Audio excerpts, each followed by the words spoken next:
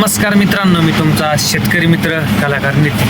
अहो तुम्हाला सांगतो, विंचूर मार्केटला आलो. आज गंज येळवारी येईल, पण इथं जे ट्रॉफिक लागली का काही मापच नाही. आता गाडी मागही होईना आणि पुढेही होईना. 1:15 इथं यायला 2:18 झाली, 1-1.5 तास होत. आता तुम्हाला सांगतो या बघा, एवढी ट्रॉफिक जाम होऊन राहिली तर काही माप. तिकडं तुम्हाला सांगतो मांग मसोबा माथा आणि इकडं लासलगावच्या पुढं एवढी जाम झाली ना तर काही मापच नाही. लय अवघड परिस्थिती होऊन गेली आता.